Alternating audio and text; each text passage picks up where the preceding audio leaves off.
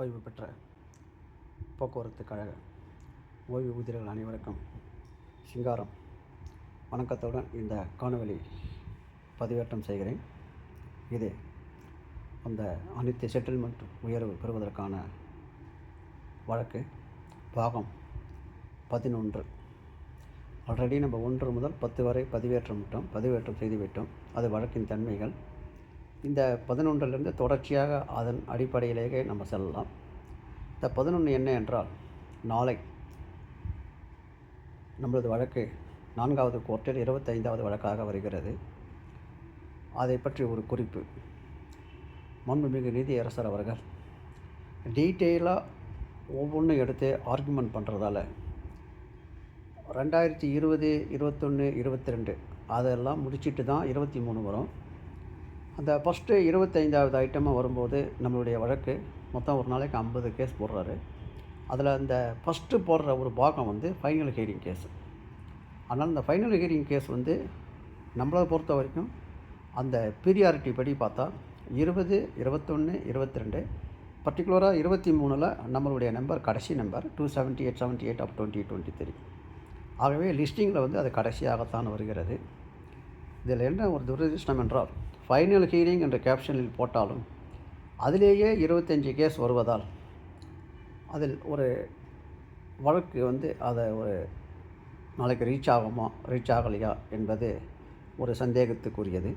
இருந்தாலும் நாம் final hearing என்பதால் நம்மளுடைய பிளான் படி திரு இம்ரான் அவர்களிடம் junior advocate and senior advocate Saravanan அவர்களிடம் மிக விரிவாக விளக்கமாக நாம் ஃபைனல் ஹியரிங்க்கு தயாராகிவிட்டோம். எந்த நிலையிலும் எந்த சூழ்நிலையிலும் நாம் இந்த வழக்கை வெற்றி பெறுவதற்கான அடிப்படை விவாதங்கள், அந்த சப்ஜெக்ட் நாலேஜ், இந்த வழக்கை தன்மையை பொறுத்த வரைக்கும் கிட்டத்தட்ட ஒரு 6:30 மணிலிருந்து இப்போது 10 மணி வரை கிட்டத்தட்ட 3 ஹவர்ஸுக்கு மேலே ஜூனியர் இம்ரான் அவர்களிடம் மற்றும் சீனியர் அவர்களிடம் மிக விரிவாக விளக்கமாக விவாதித்து நாம் ஒரு ஃபைனல் ஹியரிங்க்கு தயாராகிவிட்டோம். இது குறிப்பிடத்தக்கது. இது 6வது ஹியரிங். லாஸ்ட் 5 ஹியரிங்லேயும் அரசு டைம் வாங்கிடுச்சு. ஆனால் நாளை நமது வழக்கு ஒரு வேளை ரீச் ஆகலைன்னா நாம் அதை மென்ஷன் பண்ணி அடுத்த தடவை நம்ம சீனியர் சிட்டிசன் நிறைய பேர் இறந்துட்டுருக்கோம் அப்படின்ற வாதத்தை முன்வைத்து கொஞ்சம் சீக்கிரம் அட்வான்ஸ் பண்ணி கேட்பதற்கு முயற்சி செய்வோம். எது எப்படி இருந்தாலும் நாம் இந்த வழக்கை திறம்பட நடத்துவதற்கு தயாராகிவிட்டோம் என்பது தான் இந்த வீடியோவினுடைய முக்கியமான ஒரு பதிவின் நோக்கம். ரொம்ப சிம்பிளாக நம்ம கிட்டத்தட்ட ஒரு போன மாதம் ஹியரிங் வந்தது. 30 நாட்களில் மிக கடுமையாக நம்மளுடைய சட்டக்குழு, கோவை பேரவையின் சட்டக்குழு அனைவரும், நான் மற்றும் சண்முக வலாயுதம், அது மட்டும் மகேந்திரன், நாம் சவுந்தர் அட்வொகேட் SCTC அவர்களுடன் கடந்த 20 நாள் விவாதித்து நோட்ஸு டிராஃப்டெல்லாம் போட்டு அது ஒரு ஃபைனாலிட்டி கொண்டு ஒரு முழுமையான ஒரு திறமையை நாம் இந்த வழக்கில் நம்மளை தயார்படுத்தி கொண்டோம்.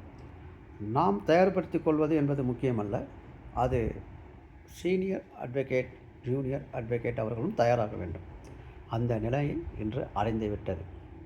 ஒன்லி நேரம் காலம் கருதி இந்த வழக்கு நாம் அரசு முன்வந்தால் ரீச் ஆச்சுன்னா வெகு விரைவில் நடத்தி வெற்றி பெறுவதற்கான சூழ்நிலைகள் உருவாகிவிட்டது. மிஞ்சி போனால் இன்னும் ஒரு ஹியரிங்கோ 2 ஹியரிங்கோ நம்ம அட்வான்ஸ் பண்ணி கேட்போம். ஸோ நாளை நடக்கலாம்.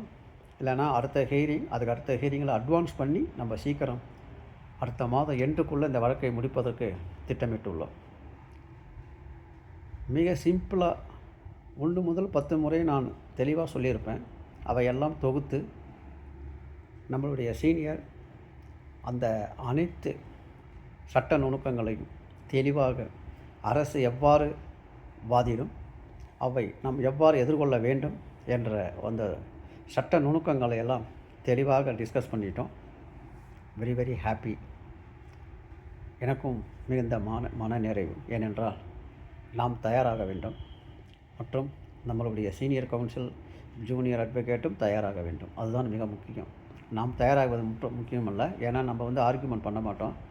அவர்கள் இந்த நம்மளுடைய சப்ஜெக்டை தயாராக வேண்டும் என்று நாம் அனைவரும் ஜூனியர், சீனியர் அனைவரும் நம் வழக்கை நடத்துவதற்கு அரசு எந்த நிலையில் எந்த கோணத்தில் வந்தாலும் நாம் அந்த வழக்கை வெற்றி பெறுவதற்கான சூழ்நிலை உருவாகிவிட்டது. மிஞ்சி போனால் இன்னும் ஒரு ஹியரிங்ஸ் நடக்கலாம் ஷார்ட் நோட்டீஸில். அது பரவாயில்லை. ஏன்னா நம்ம 4-5 வருஷம் பொறுத்து இருக்கிறோம். இது 2020 தொடங்கப்பட்ட வழக்கு. 2023 தான் அந்த பதில் மனுவை எதிர்த்து நம்ம தாக்கல் செய்தோம். அது 2 வருஷம் ஆயிடுச்சு. ஒரே ஒரு துரதிர்ஷ்டம், நம்ம வந்து 2023 எண்டில் பண்ணதால் அது ரீச்சிங்கில் கொஞ்சம் சிரமப்படுது. அது எப்படியும் நம்ம இன்னும் ஒரு 40 நாள் இந்த நீதியரசர் மாண்புமிகு நீதியரசர் இருப்பார். அந்த பீரியடுக்குள்ளே ஷார்ட் நோட்டீஸ் கொடுத்து அட்வான்ஸ் பண்ணி கொண்டு வந்து முடிப்பதற்கான அனைத்து முயற்சிகளையும் நாம் எடுப்போம். ஒவ்வொரு ஹீரிங்கும் தள்ளி போகுது என்ற ஒரு வருத்தம் பட வேண்டாம். ஏனென்றால் ஒவ்வொரு ஹீரிங் தள்ளி போவதையும் நாம் அந்த ஆப்பர்ச்சுனிட்டியை இன்னும் நம்ம சப்ஜெக்ட் தரவாக நாலேஜ் வரும். அது மிக மிக முக்கியம்.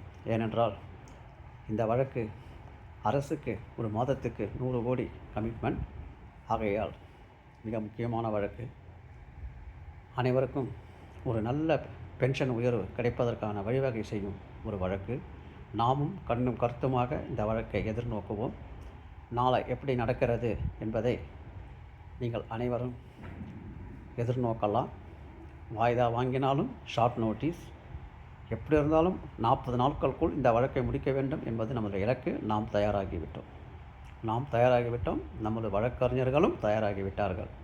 ஒன்லி நேரம், காலம், அந்த இடம் அதில் பொறுத்து இந்த வழக்கு முடியும் என்று நம்புகிறோம். எல்லா வல்ல இறைவனை அனைவரும் வேண்டிக் கொள்ளுங்கள். இறையருள் மிக மிக முக்கியம். ஆகவே அனைவரிடம் நாம் வேண்டிக் கொள்வது, மீண்டும் மீண்டும் வேண்டிக் கொள்வது, இறைவன் அருள் மிக முக்கியம். அனைவரும் உறுப்பினராகுங்கள். சப்ஸ்கிரைப் பண்ணுங்கள். கோவை பேரவையில் உறுப்பினராகுங்கள். நாம் அப்பீல் மற்றும் சுப்ரீம் கோர்ட் திரும்ப திரும்ப சொல்கிறேன், நிறையா வழக்கு இருக்குது. அவ்வளவையும் நம்ம எதிர்நோக்கணும். நாம் ஒன்றுபட வேண்டும் என்பதை கூறிக்கொண்டு நாளை அப்டேஷன், நாளை மறுநாள் என்ன நடக்கிறது என்பதை நாளை என்னால் கொடுக்க முடியாது. ஏன்னா இன்று நான் முதலில் இருக்கிறேன். நாளை ரிட்டர்ன் வந்து நாளை நைட்டு தான் வரேன். ஸோ நாளைக்கு மார்னிங்கில் நாளை என்ன நடந்தது என்பதை, அது ஒரு அப்டேஷன். ஆர்குமெண்ட் நடந்தால் ஆர்குமெண்ட் எப்படி நடந்தது, இல்லையானால் எப்படி அடுத்த ஹியரிங் போயிருக்குது என்பதை கூறுவேன் என்பதை கூறிக்கொண்டு அனைவருக்கும் நன்றி கூறி, அனைவரும் இறைவனை வேண்டி கொள்ளுங்கள் என்று கூறிக்கொண்டு, இனி வரும் அடுத்த 40 நாட்களுக்குள் இந்த வழக்கு முடிய வேண்டும் என்பது இலக்கை அடைய வேண்டும் என்பதை இறைவனை வேண்டிக் கொள்ளுங்கள் என்று கூறிக்கொண்டு அனைவருக்கும் நன்றி கூறி விடைபெறுகிறேன். நன்றி. மீண்டும் நாளை மறுநாள் நாம் சந்திப்போம். நன்றி.